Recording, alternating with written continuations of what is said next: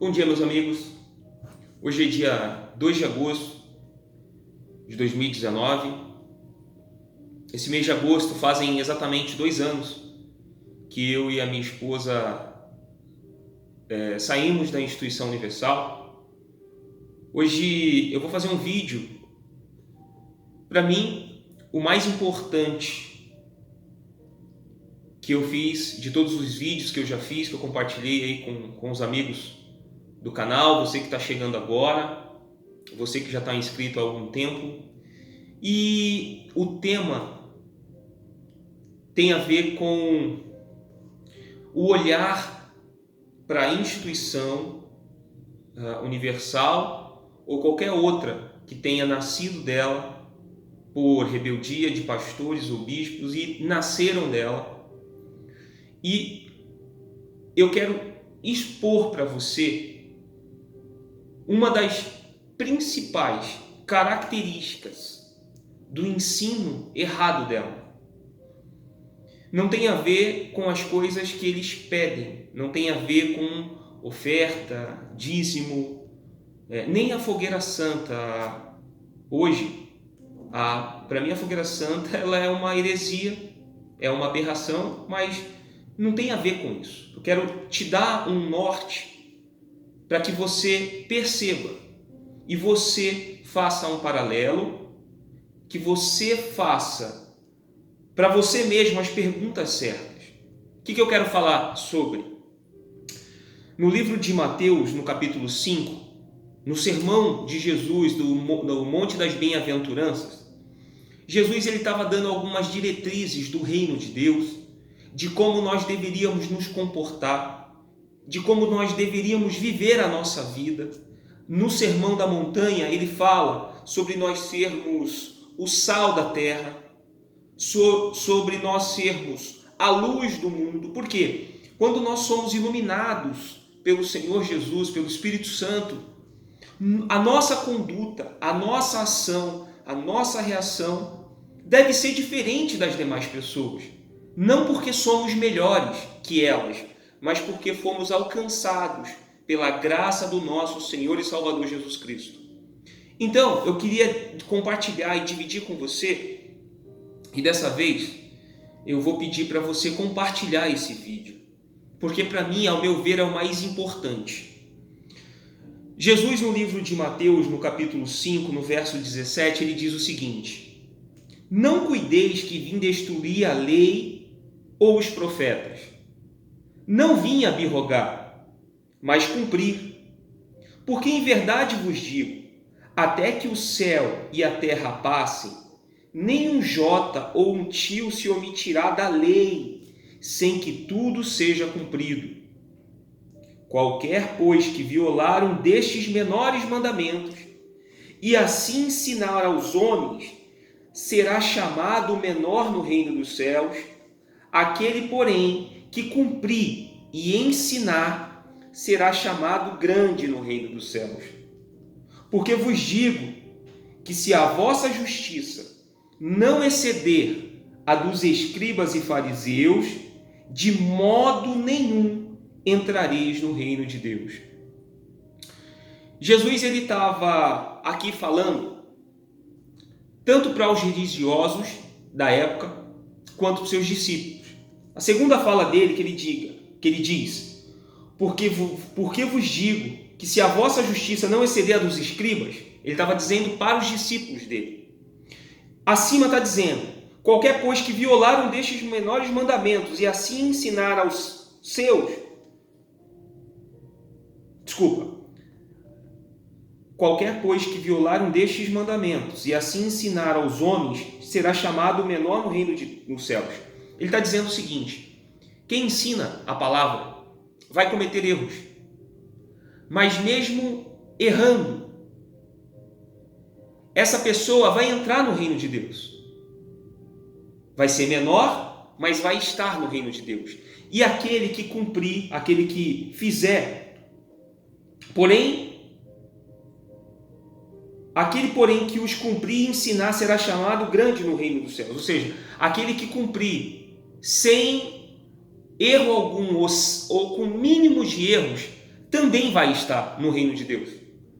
Só que ele vira para os discípulos dele e diz o seguinte: porque vos digo que se a vossa justiça não exceder a dos escribas e fariseus, de modo nenhum entrareis no reino de Deus, no reino dos céus. Por que Jesus estava falando isso?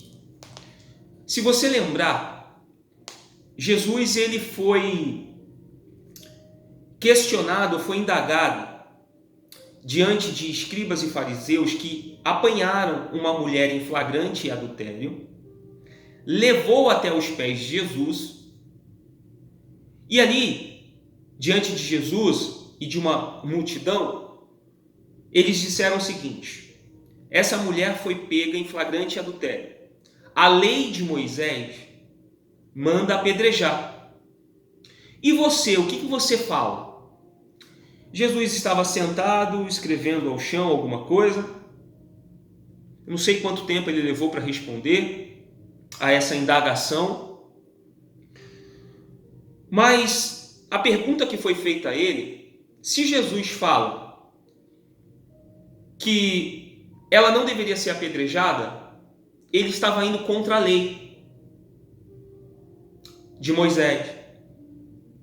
Então, a pergunta ela foi capciosa, foi duplo sentido, justamente para pegar em Jesus. Porque se ele falar que nós não devemos apedrejar, ele está desrespeitando a lei, ou ele não está cumprindo a lei. E se ele falar que não, ou melhor, se ele disser que nós não devemos apedrejá-lo, ele está indo contra os ensinamentos da lei. E se ele disser que podemos apedrejar, ele está indo contra aquilo que ele está falando, que ele está pregando. E Jesus vira para eles e diz o seguinte: é verdade, a lei manda apedrejar, então fiquem à vontade. Mas que atire a primeira pedra aquele que não tem pecado. Então, ele disse o seguinte para aquele povo: tá bom, pode apedrejar ela. Mas deixa eu só lembrar vocês de uma coisa. Quem de vocês aí não tem pecado, que atire a primeira pedra. Então, olha só o que Jesus fez. Ele pegou a lei de Moisés e ressignificou ela, inserindo amor. Não que na lei não houvesse o amor, mas a lei era cumprida à risca. Ou seja, a pessoa cometeu um erro, fosse ela ladra, fosse ela adúltera, a lei dizia que essas pessoas deveriam pagar com um castigo de morte muitas vezes. E Jesus, quando ele foi indagado pelos escribas e fariseus, ele falou: é verdade, a lei manda fazer isso. Tá bom, então vai lá e faz. Mas que atire a primeira pedra aquele que não tem pecado. Na hora que ele falou isso, mesmo eles sendo religiosos, mesmo eles sendo hipócritas, de certa forma, no íntimo deles, eles sabiam que não cumpriam 100% da lei. Eles sabiam que tinham erros. Eles sabiam. Talvez, alguns deles que estavam ali para apedrejar, haviam até se deitado com essa prostituta. Eu não sei, a Bíblia não fala. Mas quando essa mulher ali exposta olha para aquela multidão, certamente naquela multidão devia ter muitos homens que haviam se deitado com ela. Ela estava em silêncio e Jesus falou: aquele que não tem pecado atire a primeira pedra. Um a um foi soltando aquela pedra. Um a um foi abandonando ela. E Jesus, fitando os olhos nela, falou: mulher, onde estão os seus acusadores? Não ficou nenhum. Nem eu te condeno. Vai e não peques mais. Então, ali, Jesus ressignificou a lei. Ali, Jesus deu algo ele acrescentou algo na pessoa dele, que quando ele vira e fala assim para os discípulos dele: Porque vos digo que se a vossa justiça, a justiça dos discípulos, não exceder as dos escribas e fariseus, de modo nenhum, entrareis no reino de Deus. Quando Jesus ele veio, ele cumpriu a lei, ele não abrogou, ele não anulou, mas ele a cumpriu e ele ressignificou ela.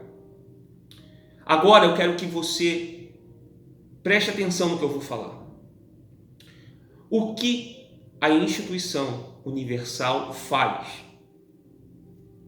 é trazer para dentro do cristianismo o judaísmo e as obras da lei no sacrifício que ela te ensina a fazer.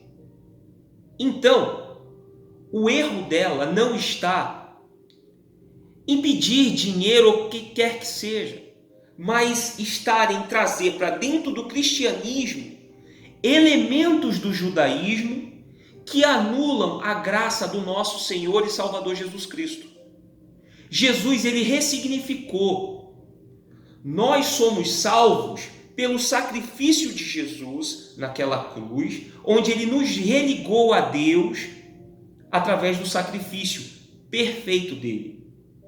Quando uma instituição, seja ela universal ou qualquer outra, quer controlar ou quer medir o seu nível de espiritualidade por aquilo que você faz, por aquilo que você cumpre dos ritos da instituição, seja ela em sacrifícios, seja ela em subidas a montes, em campanhas, seja ela em propósitos que muitas vezes ninguém viu na Bíblia alguém fazer, mas ela ensina e cria situações que muitas vezes chegam a ser ridículas.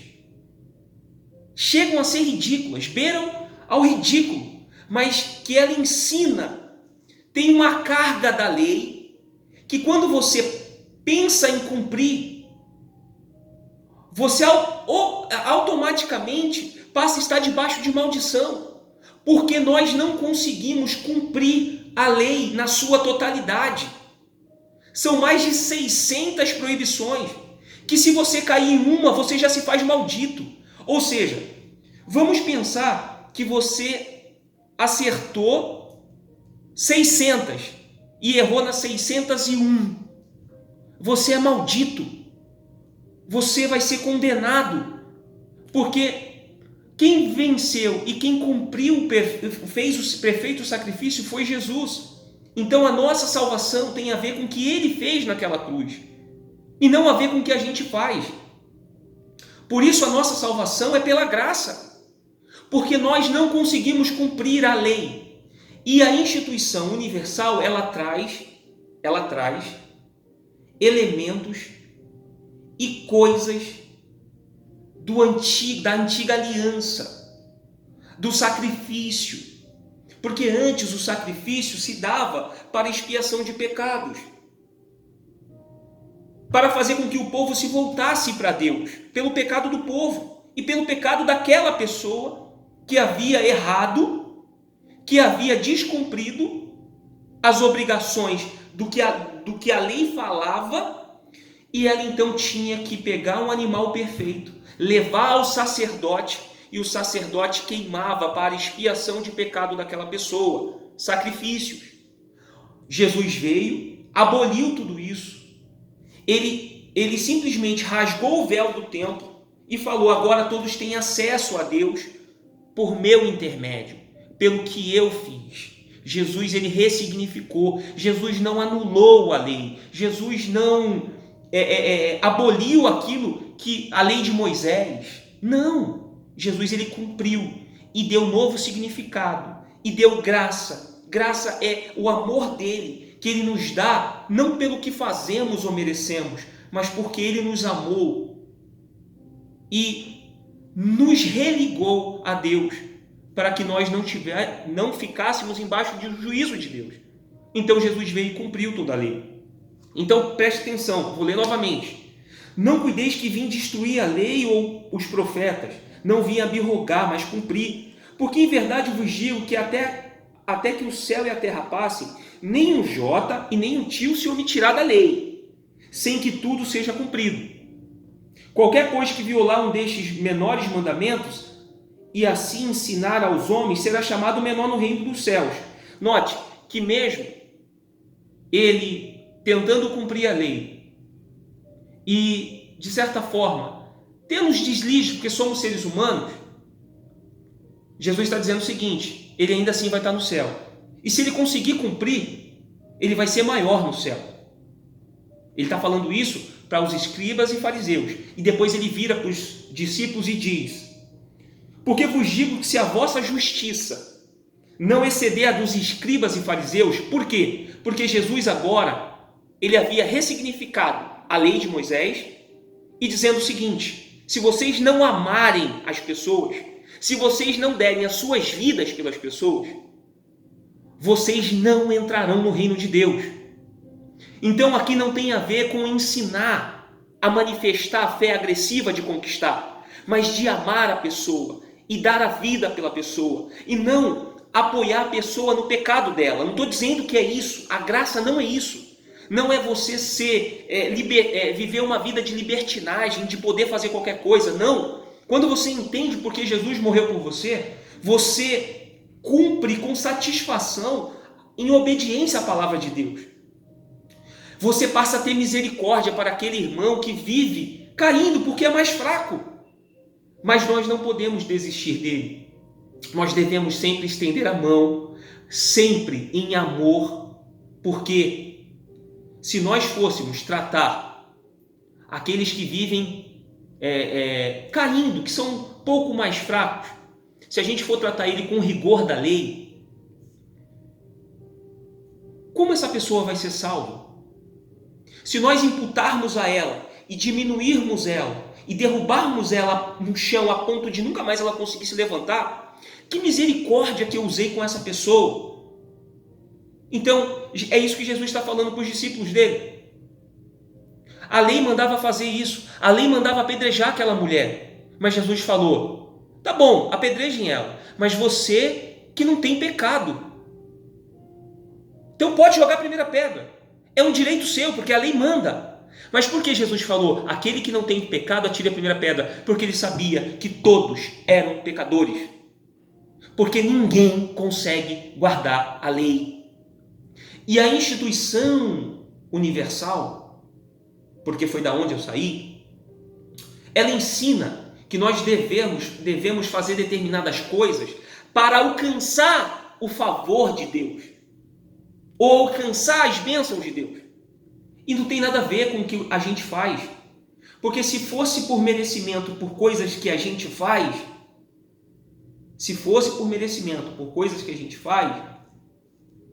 nós não conseguiríamos alcançar a salvação, porque somos pecadores. Mas é pelo que Jesus fez. A nossa salvação se dá por obra da graça, por obra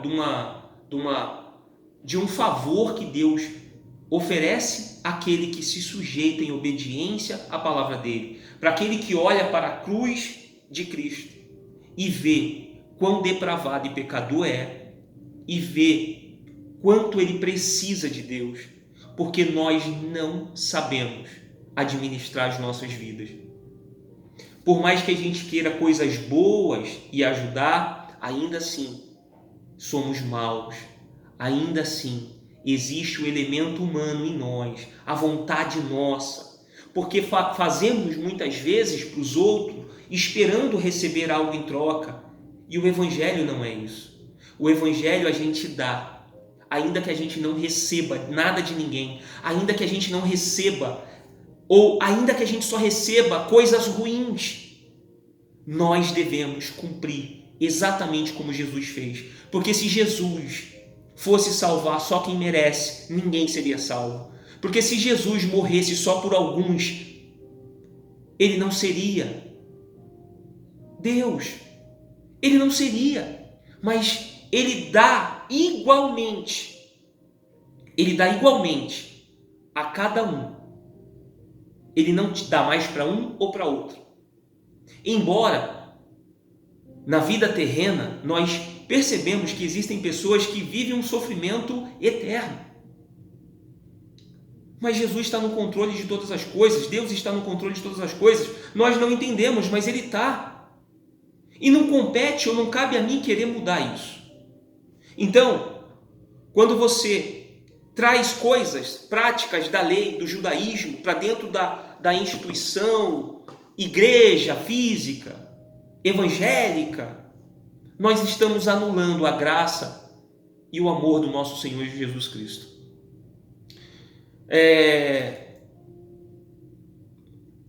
Elementos como a menorá, que é o candelabro, a mezuzá, que é um talismã que representa a proteção e a fé dos judeus. Você já viu isso na instituição. O shofar, que é aquele chifre de carneiro, que muitas vezes é tocado na instituição, de plástico, mas na representação de nós querermos de querermos chamar a atenção de Deus para coisas que vão abençoar a nós somente. Então, pessoal, o erro está na prática do ensino, deles quererem judaizar a fé cristã, de quererem anular aqui a graça do nosso Senhor e Salvador Jesus Cristo. Eles querem anular, sutilmente, eles negam a Cristo. Sutilmente você nega a Cristo quando você acha que é sacrifício que você tem que fazer, quando na verdade você só precisa obedecer. Obediência. No livro de Joel fala, não sei se é Joel, o meu povo perece por falta de conhecimento. O conhecimento da palavra de Deus. Então a gente muitas vezes pega pessoas falando em nome de Deus porque utilizaram a palavra, nem sempre é Deus falando. Quando eu quero levar as pessoas a fazerem sacrifícios para alcançar alguma coisa de Deus, eu anulo diretamente a graça do nosso Senhor e Salvador Jesus Cristo. Eu anulo a graça. Eu me faço maldito. Porque se você acha que o sacrifício que você faz